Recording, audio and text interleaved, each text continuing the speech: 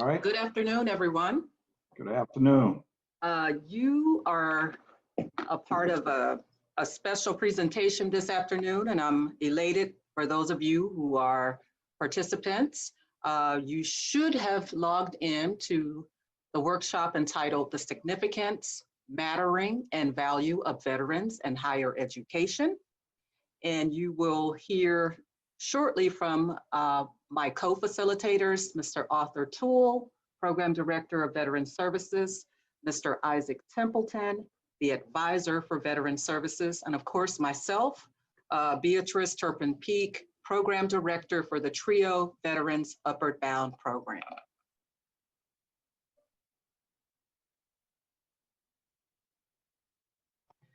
So what we're going to do today is to follow the outline as presented. We're going to do a little bit of a quick icebreaker activity, thoughts on veterans. We'll cover the historical significance of veterans and higher education. We will talk about the value that veterans bring to the institution. We'll explore some of the common myths and stereotypes of veterans. We'll cover some of the best practices for serving our veterans, ways that Prince George's Community College can support our veterans. And then we will look at ways of how we as an institution can show veterans and military students that they matter.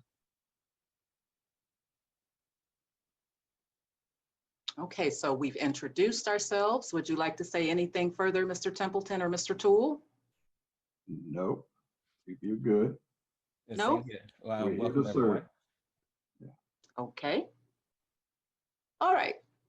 So as we think of our veteran population, some of you may be a veteran or you may know of veterans in your family. I'd like for you, just to get things going, just take about a minute, more so than 2 minutes, but a minute to just put in your responses in the chat box. What comes to mind when you think of veterans? It could be a word, it could be a phrase, whatever comes to mind. We're just curious to know what comes to your mind when you think of veterans. And I won't be able to see what's in the chat, so someone will have to monitor that. So far, we got from Lynn, dedication. Oh. From Michelle, we have disciplined and motivated. Okay. And we have service pride and also underserved. From Marquino, please forgive me if I mispronounce your name. Janelle, pride.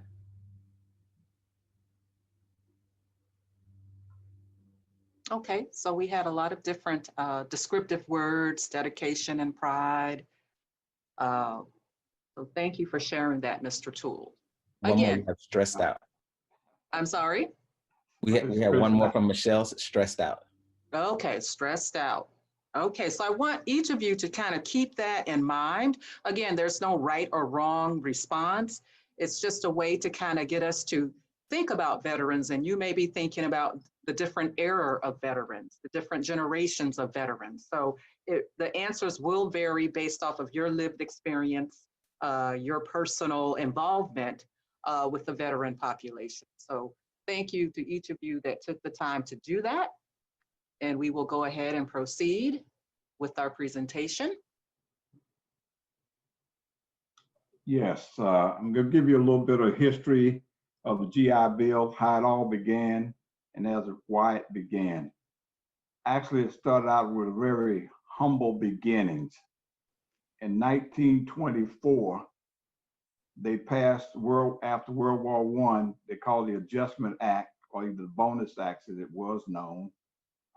At that time, veterans were promised some benefits to help them after they came back home from the war. Unfortunately, that never happened. And veterans were really upset.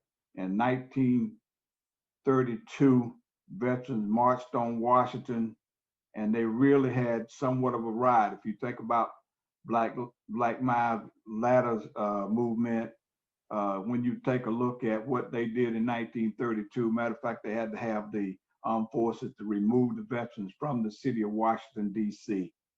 But it wasn't until 1944, after World War II, that veterans really got a significant, what they call the Servicemen Readjustment Act of 1944, which later became known as the GI Bill of Rights.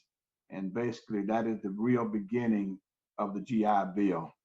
It was a tough time even with Congress wanting to pass this bill, but a lot of people had a lot of concerns about whether or not the impact of the GI Bill would have on academia. A lot of folks really questioned the concern of the eligibility, what would be the impact of this GI Bill on higher education. Unfortunately, their concerns was mistaken, and basically the GI Bill has played a significant impact on higher education today. Next slide, please. One of the things that the GI Bill did was give us tremendous changes in access to higher education. It opened the doors for both older, middle, and lower class students enrolling in colleges and universities. It also helped change the perception of higher education, giving rise today to continuing issues of mission, access, diversity, and finance. These are the same issues that we're continuing to wrestle with today in terms of access, diversity in higher education. The GI Bill brought in tremendous resources to higher education. When you look at funding for higher education, but also the GI Bill also brought in some additional resources to our society. The GI Bill also, what came along with this GI Bill was money for home loans for veterans, also money for businesses, also money for VA hospitals, and of course, education. And finally, for unemployment compensation, back during that time, they call it the 5220 Act, 52 weeks of unemployment compensation at $20 a week. And that was a big thing back in 1944. Again, the GI Bill have brought about tremendous changes and support to us, not only in higher education, but in our society at large. Next slide, please. Here you can see the evolution of the different types of GI Bill. The Servicemen Adjustment Act of 1944, again signed by President Roosevelt. Again, it provided both tuition, books, fees, and a stipend to veterans who were attending schools, not only higher education, but also the trade schools and other trade environments. The similar sources were provided to our Vietnam era veterans. Again, during President Johnson's time in 1966, he signed also the Vietnam era GI Bill. And again, it provided similar resources to that of the 1944 bill. Again, during Korea wartime veterans, they also was given the opportunity of the 1944 GI Bill Act. Then it comes down to the 1980s or the late 70s when we kind of started retrenching on providing support to a funded GI Bill. The Veterans Educational Assistance Act, Chapter 32, veterans were required to invest in their own education. So for every $2 a veteran had taken out of his pay, the military would match that with $1. And then in 1984 came along the Montgomery GI Bill, which again, a veteran had to invest in his own education by putting $100 a month for 12 months in order to be qualified for GI Bill benefits after they leave the service. And then in 2009, President Obama signed what we call the 9/11 GI Bill, and that is the main GI Bill that we're currently being funded for today, that veterans who are coming off from active duty, who spend more than 180 days also are entitled to 36 months of benefits. It pays both their tuition fees, provide $1,000 a year for books, and also a monthly housing allowance. It also was extended. We call the Forever GI Bill that came into being in 2018, and we call what they call it the Forever GI Bill, which in fact there's no sunset date on those who came into the military after 2013. Those benefits will not expire. Most of the GI Bills in the past had a 10-year expiration date. The initial post 9/11 GI Bill had a 15-year, but that's no longer the case. The other benefit of the 9/11 GI Bill, it also gave a military member the opportunity to transfer some of their benefits to their dependents or their spouses. So that was a great add-on to a veteran who maybe had already completed college and wanted to help finance their spouse and children's education by transferring some of their benefits. Now, also, there is GI Bills for the reserve component. They have Chapter 1606 and Chapter 1607, which are also benefits for our reserve component. They get a small monthly stipend each month while they're enrolled in school.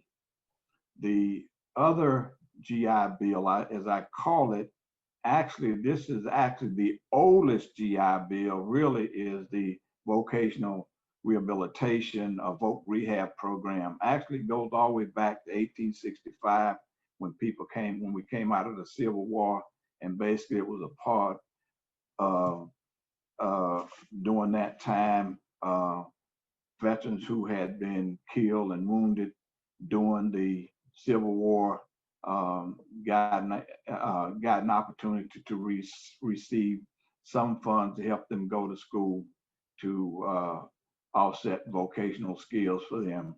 And so that has been a historical program, but it is tied to disability. If a service member have a service-connected disability, then they may be eligible for the voc rehabilitation program. Also is the GI Bill for survival and dependence of veterans. Again, this goes way back as well, because after the war, there were a lot of orphans and spouses who sponsor got killed during the war or injured significantly. And so we have what we call Chapter 35, again, was a benefit to help the family members of those attend school. And they basically get a monthly stipend. Benefits goes from 36 months. It was originally 48 months, but then that got cut down to 36 months. Next slide, please.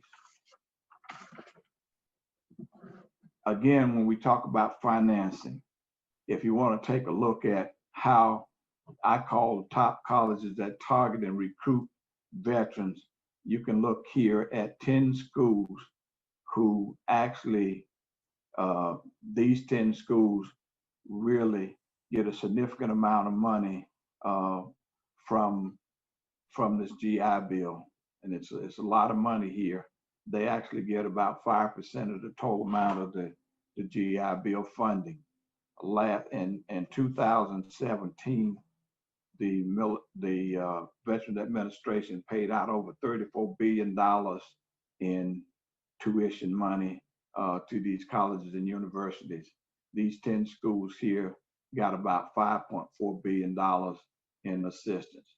So again, the GI Bill actually provides a lot of financing for higher education and makes this available with those benefits. Any questions so far? Do we have any questions? If you want to put those in the Q&A. Okay. On to you, Mr. Tu. Thank you, Mr. T. Next slide, please. Hey, everybody. So what we want to talk about now is just common myths and stereotypes about veterans. And so, as we all know, like, depending on where you grew up, the era you grew up in, there was just common things that were just accepted as truth in the military. And some of those were helpful, some of those were harmful. So we just want to cover about 3 to 5 of them that seem to be most prevalent. But before we do that, how many of you guys have a spouse or some other relative that served in the military?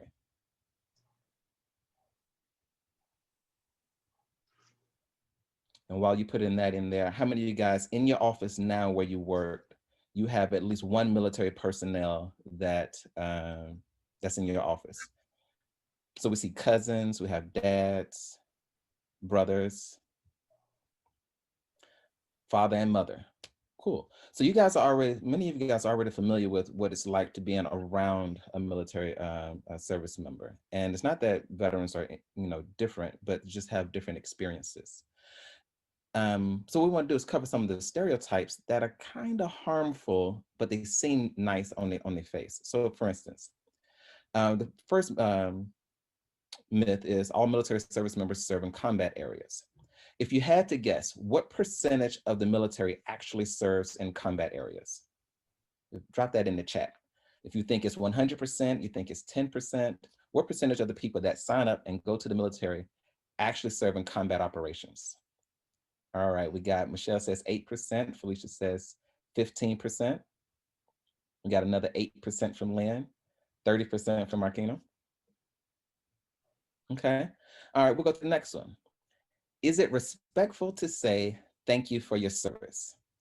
Drop in the chat box if you think it's yes, it's respectful, or if you think it's no, it's respectful. All right, yes, yes. Okay. I had a comment that I'd like to make regarding that too. Yeah, I'm a Vietnam veteran. And so it seems like for many of us, all of a sudden, 50 years later, you want to say thank you for your service. When we came home from the war, we were spit on, called all kinds of things, locked up, and everything else. So sometimes when people say thank you for your service, then we want to say, where were you 50 years ago when we were coming home?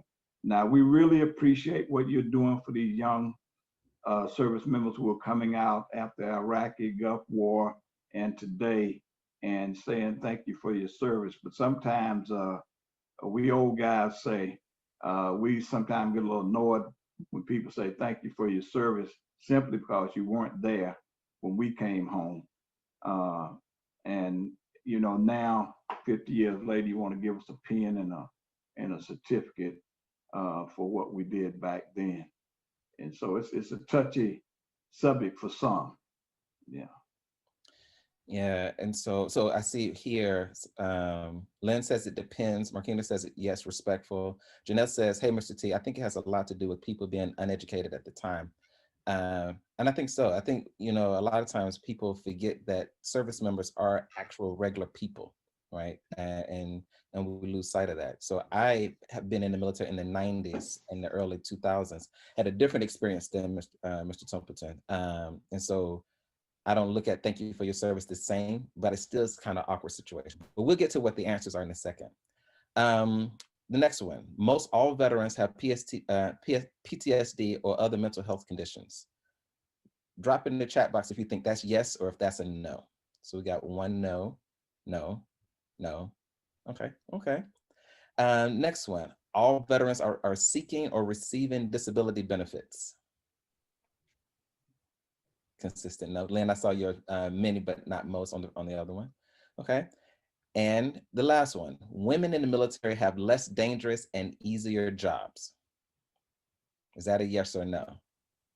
Curious to know the answers for that. We're all no's on that one. Okay, so let's check out the answers. Next slide, please.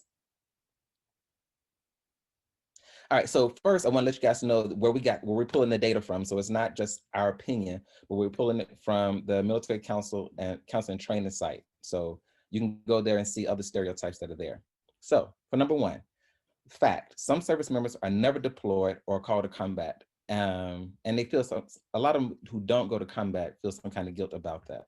In actuality, based on this report, about 30% of the people in the military actually see combat. So the person up at 30%, if we had a gift, we'd give it to you. and you guys are all pretty much in line, there's no evidence that shows that most veterans have PTSD. But what I will say though, that separation process from active duty to civilian lifestyle is pretty challenging. And so what makes that transition helpful is the combination of services veterans receive on the way out and that family life. So for those of you guys who put in, like your mom, your father, your brother, like you guys will probably saw firsthand, that transition, and probably had to do some things just to help that loved one transition. Many veterans don't have that, and so it makes it a little bit tougher. So the next one, not all veterans receive or qualify for service-connected disability benefits, which are separate from Social Security disability. All right, so those are two separate things. And so to give you an example, due just to some events in the military, I ended up having surgery on my left wrist, right? So surgery that was direct cause of the military. I separated in 2006. It wasn't until 2016 before I actively started receiving disability, right? And Wow. so unfortunately, that's the experience that a lot of veterans are having, right? They have legitimate issues in the military, injuries sustained in the military, but it takes a long time. So like Mr. T, in his era, it was even harder for them to get the compensation that they were owed as a result of being in the military. I'll let Mr. T, if you have any comments on that. Yes, it was very difficult. Matter of fact, when people talk about PTSD, back then they call it shell shock, or either they had people's psychological problems and wasn't given any support hardly for those kinds of things. The counseling services just were not available for a lot of them. And then it was also very difficult for them in many instances to get any kind of disability compensation. Just recently, and I would say in probably the last 10 years, a lot of those service members during my time are just now beginning to get some compensation for disability. And some of these people were seriously wounded, had went through all kinds of things and just was not given the kind of care and support that they should receive from the Veterans Administration. But a lot of improvements have been made, I say, over the last 10 or 15 years. Yeah, so I would agree. And Marquina said, yes, 10 years. Yes, 10 years. And so for me, when I go, there are a lot of people who had much more severe injuries than something small as a wrist injury. And their process is even more difficult. And then once you get it, they give you a rating. You give you 10%, 20%, 30%, 40%, and then that's how they compensate you. So you get approved for disability, and then you have to go through the process of getting 10% and up. And so it's an ever-going process. So these are some of the things that the military veterans are dealing with outside of adjusting to society and outside of trying to learn a new job and a new field. So a lot of times if we come off abrasive, just extend a little grace, because we're trying to navigate these waters. So next slide, please. All right, so what we're going to talk about right now is just some challenges in higher education that veterans may experience. And so these are some of the things that we want to share with you guys, that as you engage with veterans, you can kind of see where they're coming from. So non-traditional age of veterans. So if you have a veteran like me, I joined the military at 17, and then I later went to college in my 20s. So that meant I was a freshman in my 20s taking classes with someone that was 18. And I'd had a significant difference in life experience. And so that made that a bit challenging. And then you have nowadays, you have people that are coming out of the military at 28, going to take classes. And so we have that disparity, not being respected by others due to anti-military views. A lot of times military service members are whatever the political climate is right now, people put that onto the military person, right? And the military person, all we did was raise our hand and say, we will support and defend the Constitution of the United States, regardless of who's in office. But it's sometimes, not all the time, but sometimes it's difficult for people to separate political views from the military person just saying, I want to protect the country. Not seeking support when struggling or needing special accommodations. That is, sometimes you'll see a veteran that will be struggling and not ask for help. And so unfortunately, that's something that we're working as a group to try to help overcome, to make that feel a little bit, that transition a little bit easier. then feelings of isolation. And so for me and for people that I've engaged with, being in the military, for better or for worse, it's like a family, right? It's people who understand the experiences that you've gone through. They understand what it means to go to combat, understand what it means to leave your family. And then when you come here, you put into a new environment with people who have entirely different experiences. And so sometimes you feel isolated from what was normal. Impatience, accustomed to being mission oriented and getting the job done. In the military, it is mission first. People always, but mission first.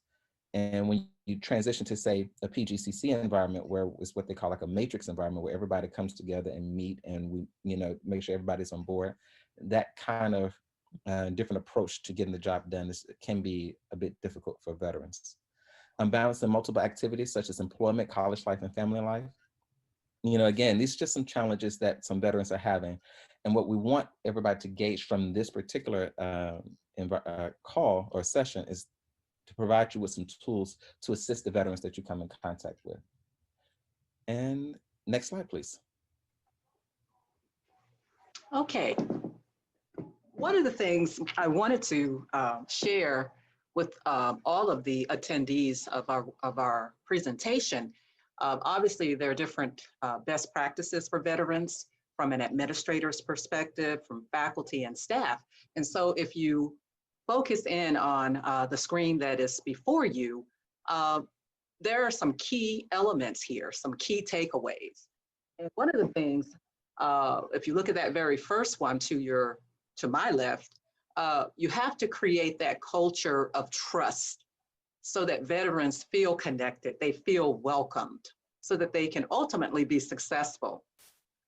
There should be consistent, sustained support from our campus leadership, and we do have that at Prince George's Community College. Another suggestion was an early alert system. This is going to be critical from the academic, career, and financial perspective. Sometimes our veterans, not just veterans, but students in general, can be very overwhelmed with all of the challenges that are before them. So if we can somehow create that system in advance so that we can reach out to them, that would prove to be very, very beneficial. Coordinating and centralizing campus efforts, having a designated space, which we do have that at Prince George's Community College for our veterans, and the collaboration with local communities and organizations, that's critical as well. Veteran-related agencies, and also utilizing a uniform set of data tools to collect and track information on veterans. Things like the demographics, the retention, degree completion. And I know we can do better, but we definitely can truly benefit from gathering this type of data. The other thing, and this is why we decided to do the presentation, was to have some type of professional development for our faculty and staff so that you can understand what veterans are confronted by on a daily basis, not just inside of the classroom, but outside of the classroom. And then developing systems that will ensure sustainability. That's from the administrators. Those are some advice that are given to administrators.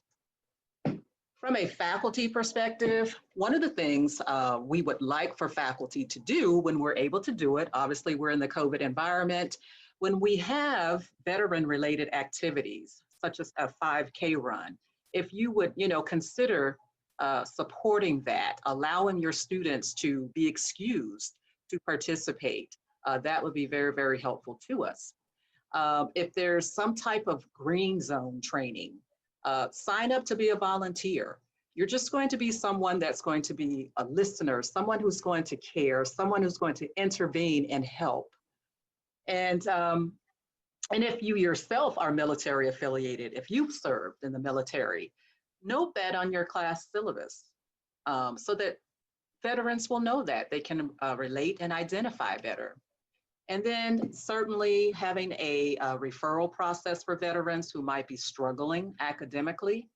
This is where you may want to refer them to their advisors, the tutoring center, or some of the support services like Trio Veterans Upward Bound, to assist them so that they don't have to struggle needlessly.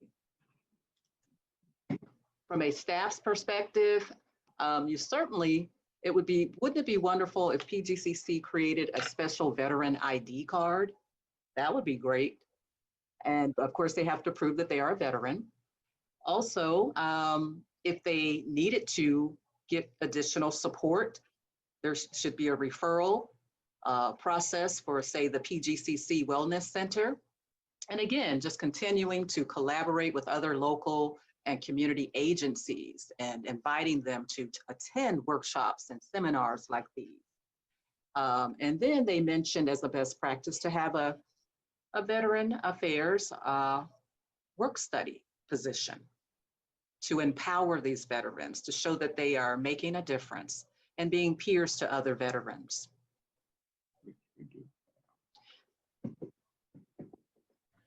All right, so what can PGCC do to support veterans, and what have we been doing? So many of you already know that we have a Veteran Service Department, and the Department of Veterans Services is specifically geared to support veterans, not just in certifying their educational benefits, but to be a conduit to job training, give them access to tutoring, and anything that the student veteran needs to successfully matriculate through PGCC.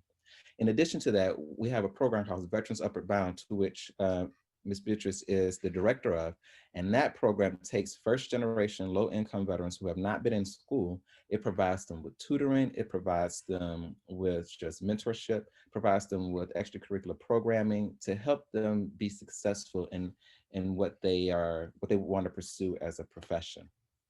In addition to that, we have two other things. We have a veterans lounge, and the lounge is, well, obviously we can't see it now because of COVID, but after COVID and even before COVID, it's that green space that Ms. B was talking about, where veterans can come in and just relax. They have snacks there. They can come there and study. They can come there and just communicate with other veterans. And then we have a veterans computer lab, and all of this is in Lanham Hall, right? And the computer lab is under Veterans Upward Bound. So veterans can come in, sign in, and then get access to the computer lab to use for their educational programs.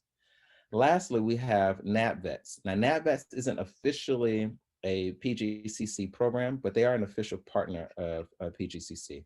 And what they do is they take veterans who got out, they had injuries in the military, but they have not been able to get their disability approved, or they have legal challenges that they need some assistance with in that manner.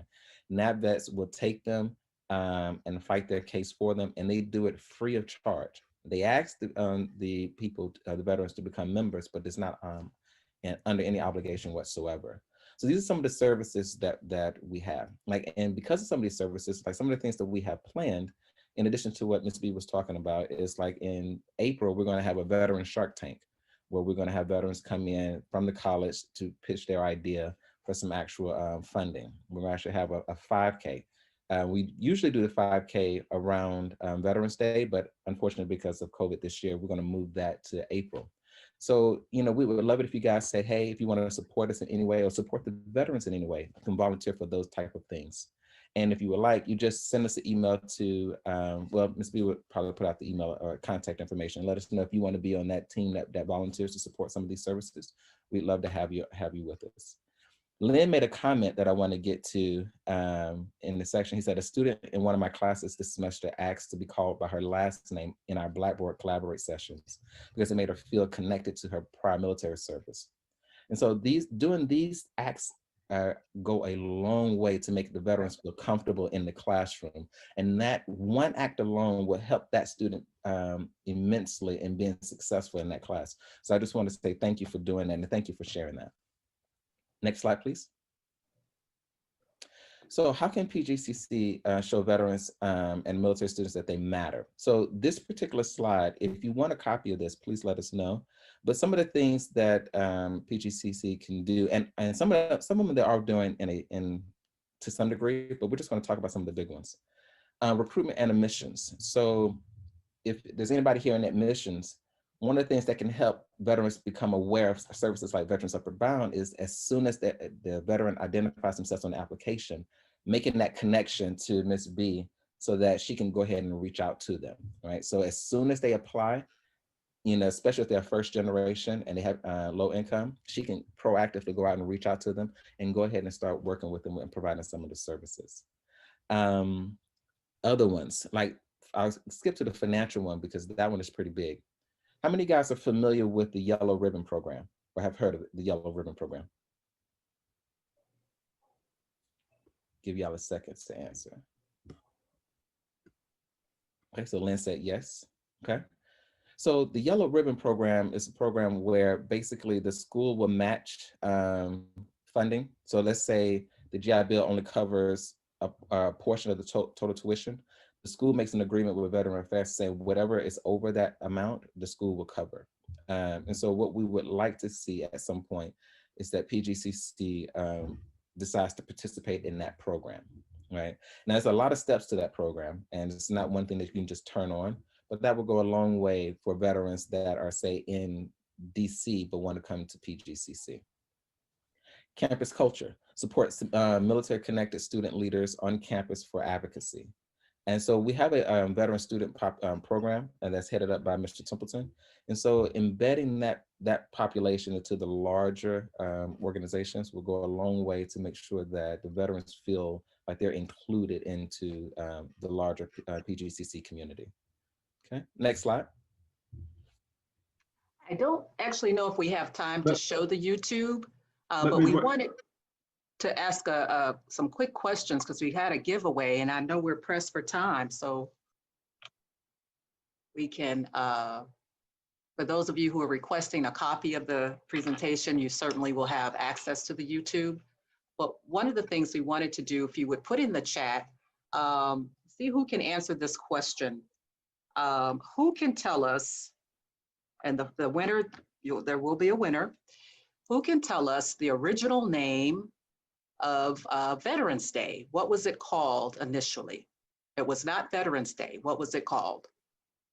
And the first person to put it in the chat. So we need somebody to watch that chat.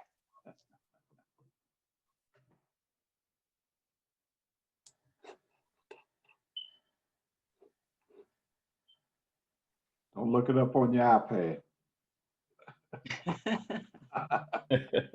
Do we have answers yet? Not yet. We're still waiting. Uh-oh. Uh-oh, Lynn jumped in first. Yeah. Okay. So what was her response? I can't see it. She has it. No, Lynn got it right. Yeah, She got it right? Yeah. Got it right. And the first one. Okay, and can you say what the response is? Because I can't see it. Oh, Armistice Day. Okay. Well, congratulations to the winner. And if you could provide your email address and information, Mr. Toole will follow up with you. And you want to tell her what she won? It's a he. Thank you.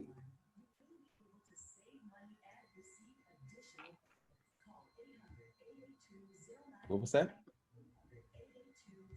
Can you tell everybody what she won? What he won. Oh, he won. I'm sorry. I'm sorry. Oh, you know, I am drawing a blank. You get The gift card. Yeah.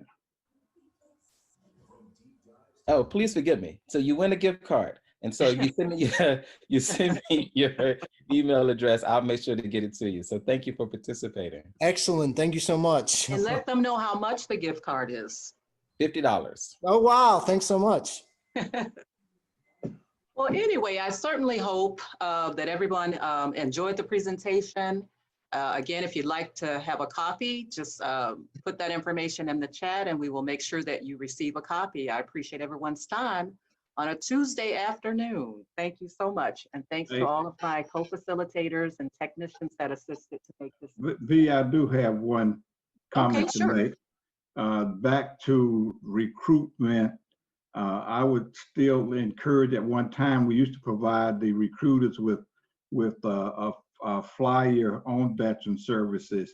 So this is another way we can actually recruit veterans when we're doing college fairs and they're out Also reaching out to dependents, the Chapter 35 students who may want to come to Prince George Community College, along with also veterans Upward Bound. So again, I would encourage the recruiters, if we have some out there, to continue to help us to recruit veterans here at Prince George Community College.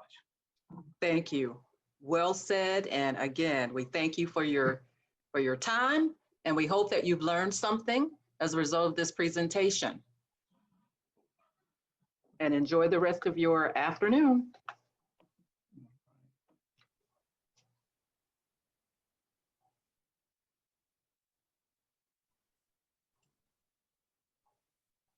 And that will conclude this presentation. Thank you.